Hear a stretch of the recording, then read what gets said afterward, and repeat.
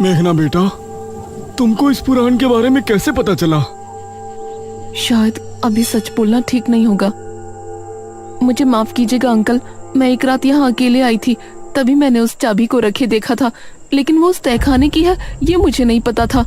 कोई बात नहीं बेटा, तुम्हारा बहुत बहुत धन्यवाद कि तुमने हमें बेरमपुर पुराण तक पहुंचाया। तांत्रिक महाराज, अब जल्दी कीजिए। तांत्रिक महाराज ने किताब को खोला और पढ़ना शुरू किया। महाराज दमयंती के जवान और खूबसूरत हो जाने से बहुत खुश थे और इस तरह राज्य के लोग निशिर-मोलो के खौफ से डर में थे। ऐसे ही 3 माह गुजर गए और एक दिन प्रजा के 2 आदमी महल में पहुंचे।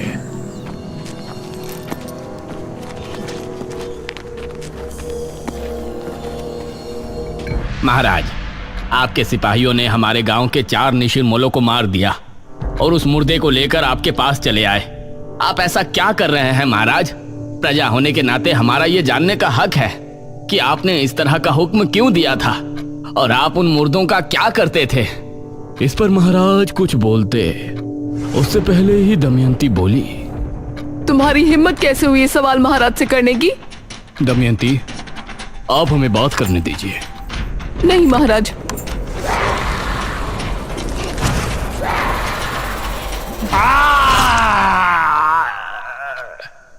ये क्या? कौन हो तुम? दमयंती, एक डायन। ये सुनकर सभी हैरान और खौफ में थे। महाराज का भी शरीर थर थर कांप रहा था। तो आपने हमसे विवाह क्यों किया? क्यों प्रेम का खेल रचाया हमारे साथ? मैं ये पति पत्नी के किसी धर्म को नहीं मानती। मैंने जो कुछ भी किया सिर्फ इसलिए किया कि मुझे समय पर मुर्दों का खून मिलता रहे और उसी से मैं अपनी उम्र को 1000 साल बढ़ा लूं। क्या? ये क्या कह रही है पिताश्री? हाँ, यही सच्चाई है और इस काम में तुमने मेरी मदद की, इसलिए मैं तुमको छोड़ रही हूँ। अब निकल जाओ दोनों पिता और पुत्री यहाँ से। इस राज्य पर अब सिर्फ मेरा राज होगा, डायन दमयंती का। ये कहकर दमयंती ने अपने हाथ की एक उंगली महाराज की तरफ की और तभी राजकुमारी और महाराज इस तरह से महल से बाहर पहुंच गए जैसे किसी अदृश्य शक्ति ने उन्हें फेंका हो। अब दमयंती सिंहासन पर बैठ गई थी। उसने एक मांत्रिक को भी अपनी शक्तियों को बढ़ाने के लिए महल में रख लिया था, जो दिन और रात बस एक कमरे में बंद काली दुनिया के मंत्रों का जाप करता रहता था। महाराज और राजकुमारी भी बहुत परेशान थे। वो एक पहाड़ी पर छिपे बैठे थे। अब हम क्या करें? हमने अपने राज्य को भी मुसीबत में डाल दिया और खुद भी फंस गए। पिताश्री, आपने बहुत बड़ी गलती की है और हमें किसी भी तरह से इससे निपटना पड़ेगा। महाराज ने कुछ सोचा, फिर बोले, हमें ब्राह्मण जी से मिलकर बात करनी चाहिए। अब वो ही हमारी सहायता कर सकते हैं।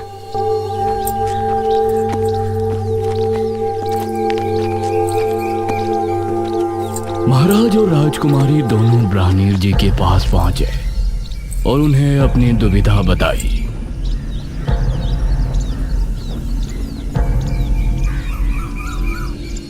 महाराज, दमयंती को मारना नामुमकिन है।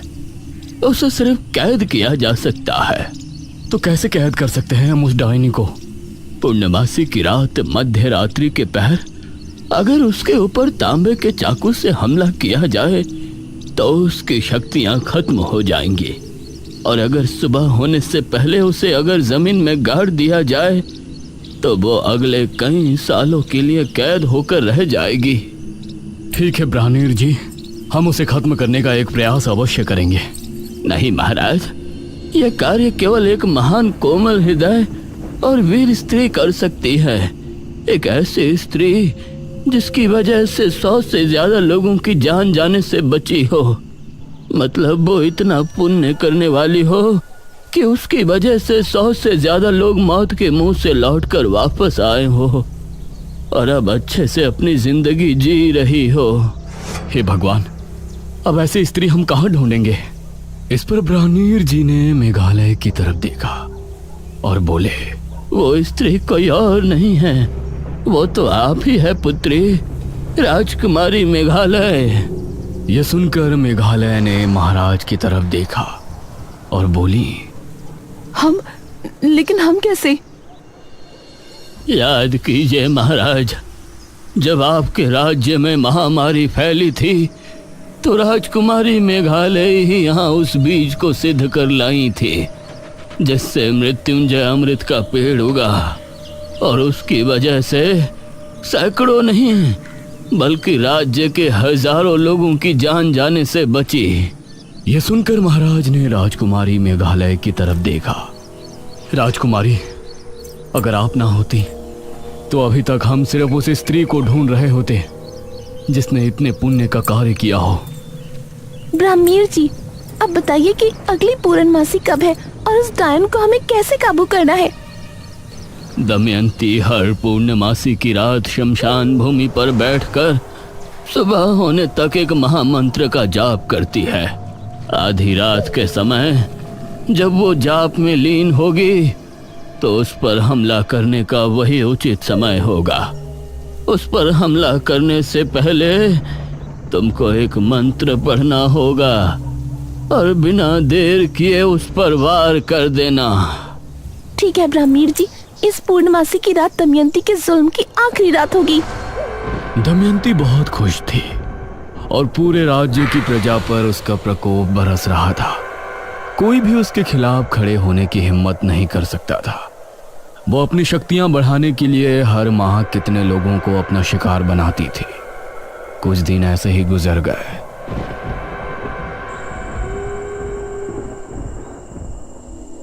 आज पूर्णमासी की रात है।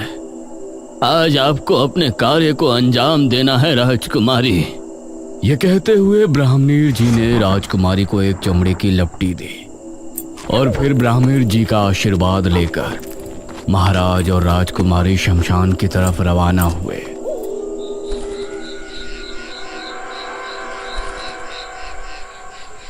अभी दमयंती नहीं आई है, हमें सावधानी से छिपकर सब कार्य करना होगा।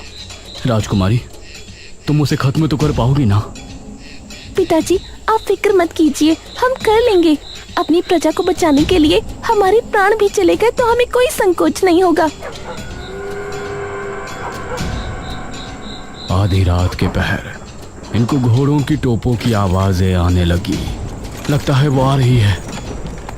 तभी एक रथ शमशान भूमि पर आकर रुका और दमयंती उससे बाहर उतरी। जाइए और सुबह होने से पहले वापस आ जाइएगा। यह सुनकर रथ वाला वहां से चला गया। पिताजी, आप यहीं रुककर इंतजार कीजिएगा।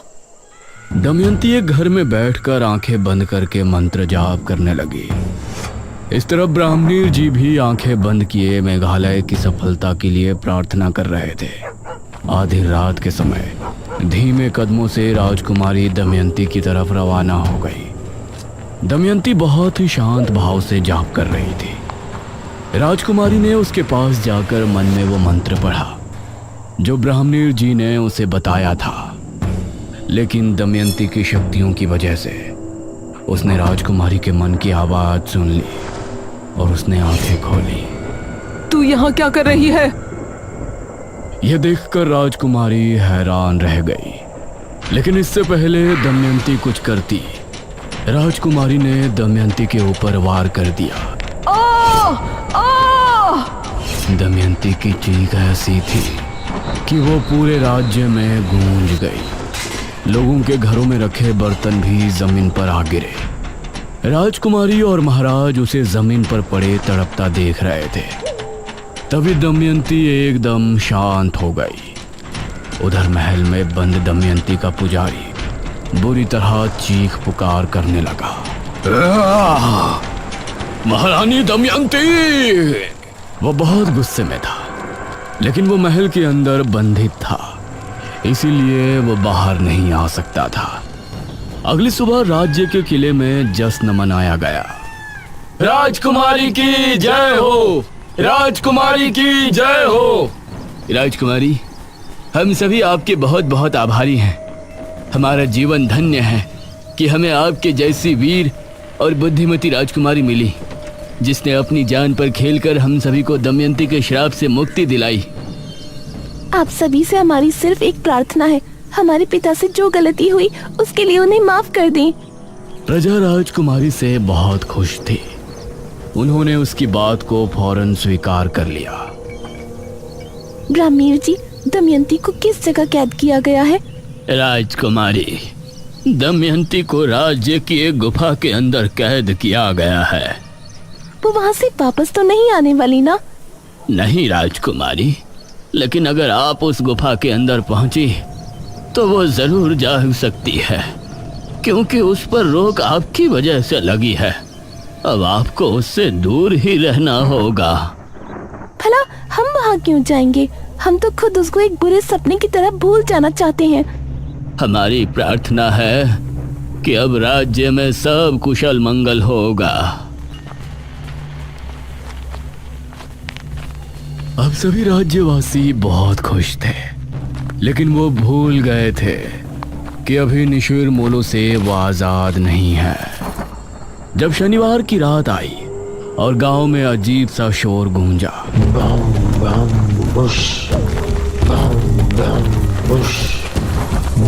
तो उसे सुनकर सभी की रूह कांप उठी। अरे, ये तो निशिर मोलो की आवाज है। निशिर मोलो आए और अपने साथ 2 आदमियों को उठाकर ले गए। अगली सुबह फिर से सभा बैठाई गई। ब्राह्मणीर जी, हम निशिर मोलो से कैसे छुटकारा पा सकते हैं? इनके विषय में तो हमने सोचा ही नहीं। महाराज, हमें यह कहते हुए बहुत दुख हो रहा है, लेकिन निशिर मोलो को रोकना दमयंती से भी ज्यादा मुश्किल कार्य है। हमें बताइए, हम अवश्य करेंगे। निशिर मोलो महाराज को एक दुष्ट राजा मानते हैं। यह सुनकर राजकुमारी के चेहरे पर परेशानी के भाव भर आए। हम उनसे बात करेंगे। निशिर मोलो के गुनहगार हम हैं, तो उनसे प्रजा को मुक्त कराना भी हमारा कर्तव्य है। नहीं पिताश्री, वो आपको देखते ही मार देंगे। ये कार्य हमें करने दीजिए आप। ठीक है पुत्री, लेकिन आप करेंगे क्या? ये सुनकर राजकुमारी के माथे पर सलवटें उभर आई। अगले शनिवार सभी लोग अपने अपने घरों में बंद थे। रात के समय वही आवाज गांव में गूंजने लगी।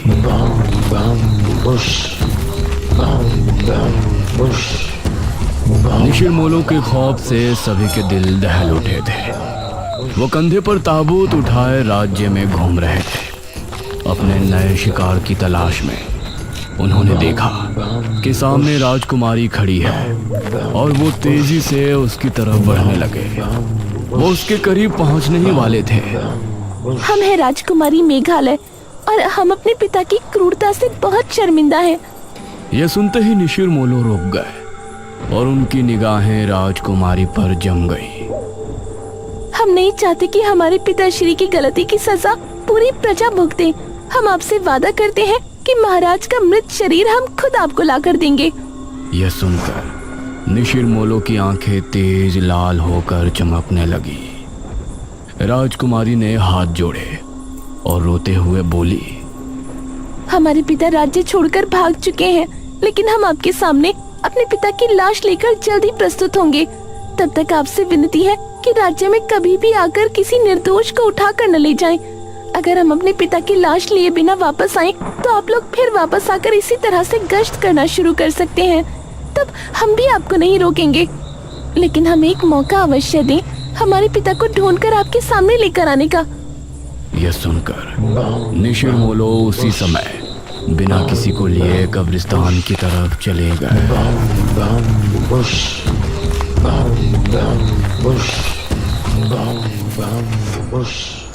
अगली सुबह सभी लोग महाराज और राजकुमारी के सामने प्रस्तुत थे। राजकुमारी, आपने उनसे ये क्यों कहा कि हम राज्य छोड़कर जा चुके हैं? क्योंकि अगर सच बोलते तो वो उसी समय यही चाहते कि हम आपको ले जाकर उन्हें सौंप दें। आपने एकदम सही फैसला किया है राजकुमारी। हमारी वजह से हमारी प्रजा मुसीबत में है। आप हमें मारकर हमारी लाश निशिर मोलो के सामने प्रस्तुत करें। यह सुनकर प्रजा हैरान थी। सभी राजकुमारी की तरफ देख रहे थे, जिसकी आंखों से आंसू बह रहे थे। हमने जो भी किया अपनी प्रजा के लिए किया, लेकिन हम अपने पिता को अपने हाथों से मारे और उनकी लाश को निशिर-मोलो को समर्पित करें, ये हम नहीं कर पाएंगे। अगर ऐसा नहीं किया तो वो फिर से आएंगे। नहीं पिताजी, हम और आप आज ही ये राज्य छोड़ देंगे और अलग अलग दिशाओं में निकल जाएंगे। इससे निशिर-मोलो कभी भी यहाँ वापस नहीं आएंगे, क्योंकि हमने उनसे वादा किया है कि जब हम यहाँ कदम रखें तभी आप राज्य में फिर से आना। और अगर उस समय हम अपने पिता की लाश आपको समर्पित ना करें तो आप फिर से उसी तरह भ्रमण शुरू कर देना। राजकुमारी की बात सुनकर सभी की आंखों से आंसू बह निकले।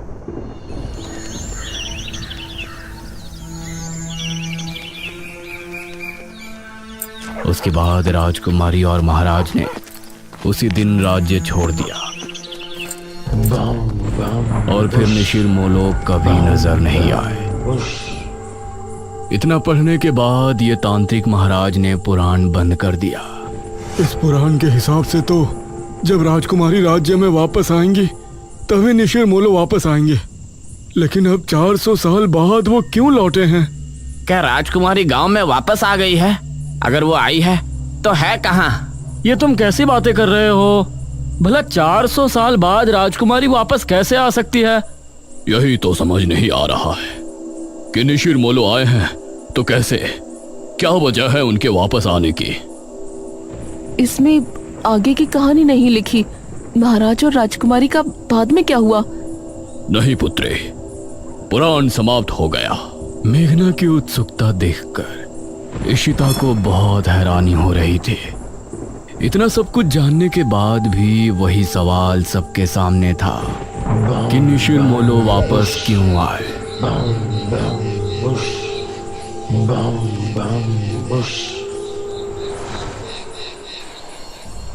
रात के समय इशिता और मेघना जब कमरे में थे तो मेघना अभी भी सोच में डूबी थी।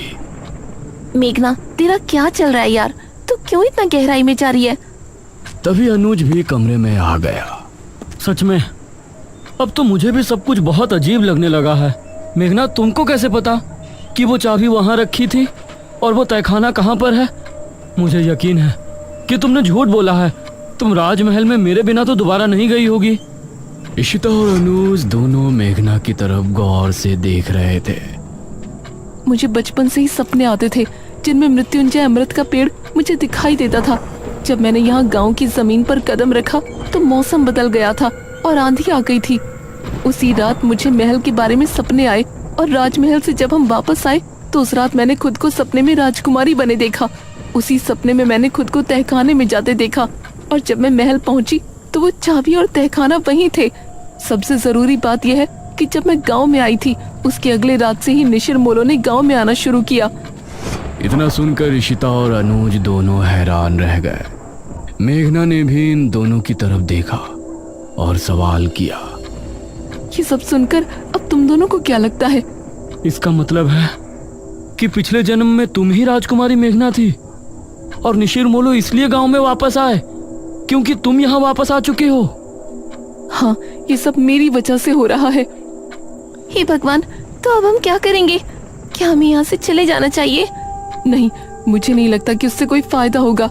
या तो वो मुझे लेकर जाएंगे या फिर महाराज की लाश। ये तीनों अब गहरी सोच में डूब गए और उस तरफ तांत्रिक महाराज और गांव के लोग भी परेशान थे। इस कहानी में आगे क्या होगा? मेघना किस तरह से निशिर-मोलो से गांव को आजाद कराएगी? ये जानने के लिए इस कहानी का अगला और आखिरी भाग जरूर देखें।